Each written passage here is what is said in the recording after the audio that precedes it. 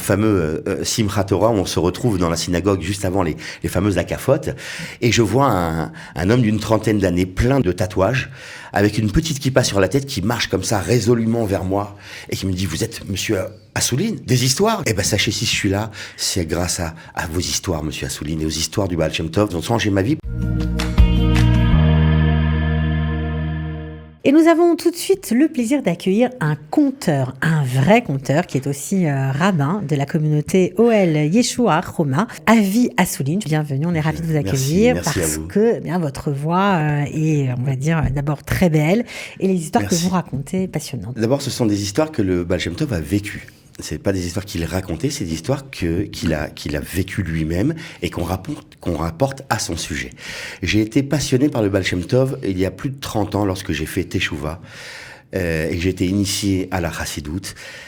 Et donc, le premier personnage que j'ai connu, c'était le Baal Shem Tov, le fondateur de la Chassidoute. Et donc, je suis tombé sur une lettre qui m'a bouleversé, une lettre où le Baal Shem Tov écrit à son beau-frère, où il écrit qu'une certaine année, un jour de Rosh Hashanah, durant les prières de Rosh Hashanah, son âme est montée vers le ciel, et il est monté de niveau en niveau spirituel jusqu'à atteindre un endroit où il a vu le Mashiach en personne.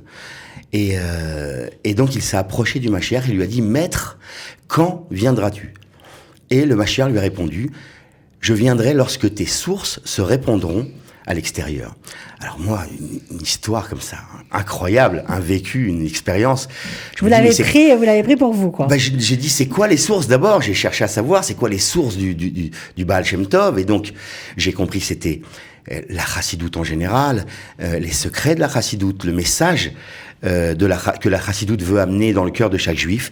Et je me suis aperçu que finalement, à travers les histoires, le vécu de cet homme-là, dans ces histoires incroyables, il y a des messages, recèlent des messages où toute la Torah du Baal Shem Tov est concentrée à l'intérieur. Et elle sait se frayer un passage pour arriver à toucher le cœur d'un juif. Et ça, c'est une chose que j'ai vécue moi-même, parce qu'elle m'a touché à moi. Les histoires m'ont réveillé à moi, m'ont fait vibrer d'une manière... Vous avez fait tchouva, on peut le dire, avec le Baal Shem Tov? On peut dire que ça a été un des grands accompagnateurs dans ma tchouva, oui. Vous avez, pour raconter ces histoires, j'imagine que vous avez dû passer du temps à les récolter, à les chercher, à les écrire pour qu'elles soient le plus efficaces possible. Et c'est vrai que vous avez un vrai talent de conteur. D'ailleurs, on peut écouter vos histoires sur la chaîne de votre communauté. Vous en avez déjà enregistré un nombre assez important. Tout à fait. En fait, donc très tôt passionné par le Baal Shem Tov, il y a plus de 30 ans, quand j'ai eu mes premiers enfants, j'ai commencé à leur raconter les histoires, parce que je voulais leur faire partager ce vécu. Et puis après, je suis devenu professeur dans un Talmud Torah, donc j'ai élargi un petit peu le cercle et je racontais des histoires aux élèves qui, jusqu'à aujourd'hui, ils me rencontrent dans la rue et me disent: je me rappelle pas de ce que tu nous as enseigné, mais je me rappelle de ce que tu nous as raconté. Et c'était incroyable. Voilà. C'était à peu près unanime. Les histoires sont restées gravées dans leur cœur. Et donc, ensuite, la communauté Ohel Yeshua, il y a déjà pas mal d'années. Et donc, le cercle s'est élargi jusqu'à ce que je rencontre Israël Torah, Shimshon Nathalie, que je voudrais remercier personnellement, parce que on a vécu pendant 4-5 ans une aventure incroyable avec ces 99 histoires qui sont sorties, qui ont connu un grand succès grâce à Dieu, qui ont touché le cœur de beaucoup de juifs. Et avec tous les témoignages que j'ai reçus, c'était un aboutissement pour moi, jusqu'à arriver à la conclusion qu'il fallait aussi que, à travers au-delà d'un support numérique, j'aurais voulu aussi inscrire ça sur du papier, sous forme de livre, et voilà. Et donc vous sortez bientôt, je crois que ce sera pour le mois d'août, un livre. Si il en aura seulement une trentaine, c'est déjà pas mal pour un premier volume. Peut-être qu'il y aura d'autres qui suivront ensuite.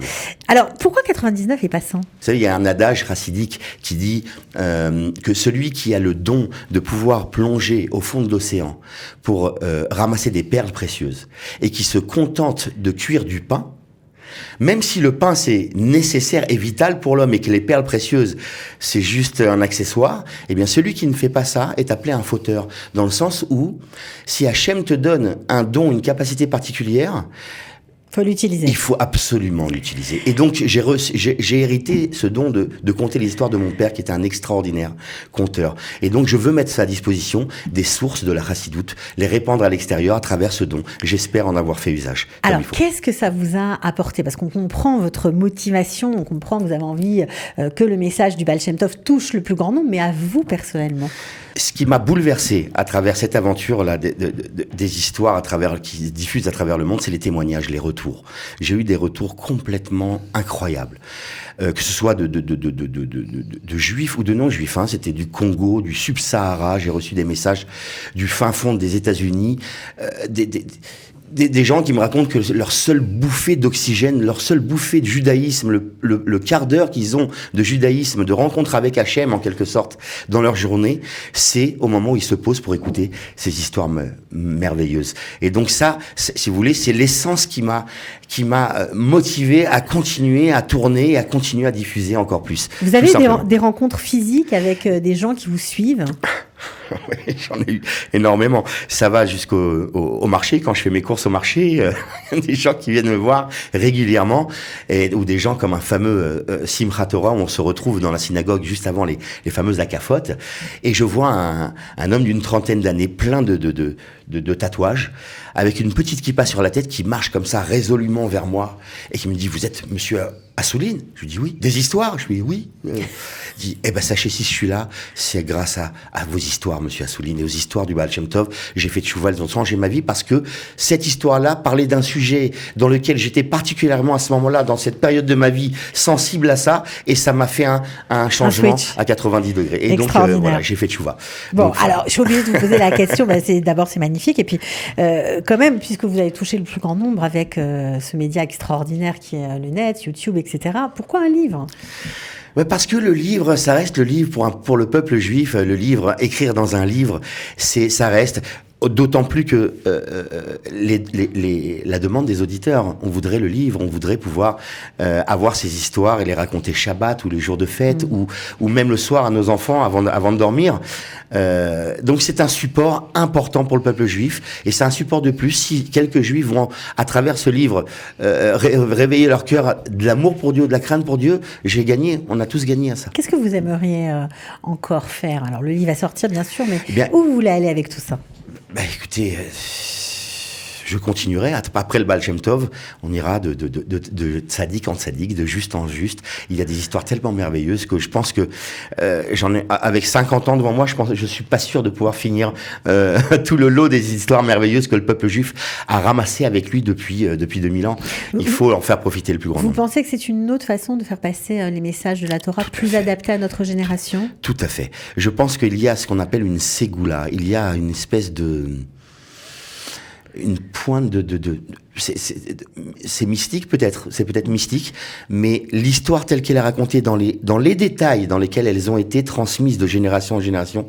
Parfois on a des histoires avec des détails, on se demande mais pourquoi ces détails-là, à quoi ça sert pas dans la trame, ça ne rentre pas dans la trame mais pourtant on nous dit raconte exactement dans ces détails-là, parce que c'est comme si c'était une potion magique avec tels ingrédients exactement, si on la boit, il se passe quelque chose.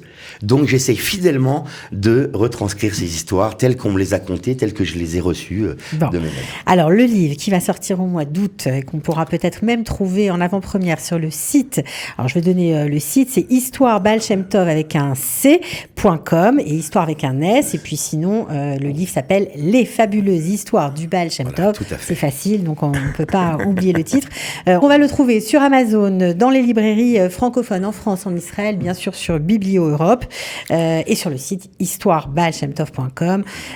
C'est une grande joie, j'imagine, pour vous. Très grande joie. Un espèce d'aboutissement. Vous avez travaillé dur, je crois. C'est un des grands projets de ma vie. Un des grands projets de ma vie qui aboutit.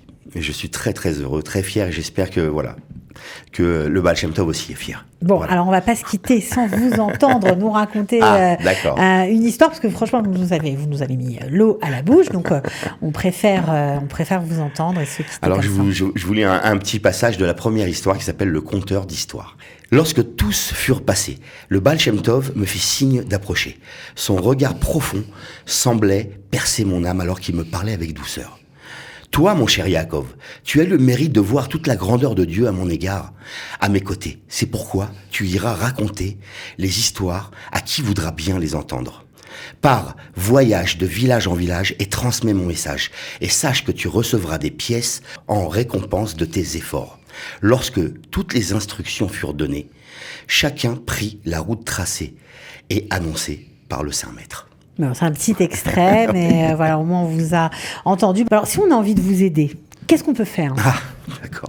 Eh bien, évidemment, n'importe qui peut aider, peut soutenir le projet, notamment à travers des dédicaces. Nous proposons aux futurs lecteurs de pouvoir bénir ou citer un proche ou une famille en dédicaçant une partie pour le livre, des histoires, si Dieu veut. On est en pleine période, on est en pleine campagne, donc tout celui qui veut, il peut voir à travers le site vos dédicaces. Vous pouvez inscrire un nom, bénir quelqu'un qui vous est cher, un proche de votre famille. Voilà, ce serait une manière de pouvoir soutenir le projet et de le faire arriver plus vite. Bon, alors en tout cas, bravo pour le travail. Merci. J'espère que les lecteurs seront nombreux et à très bientôt. Amen, merci beaucoup.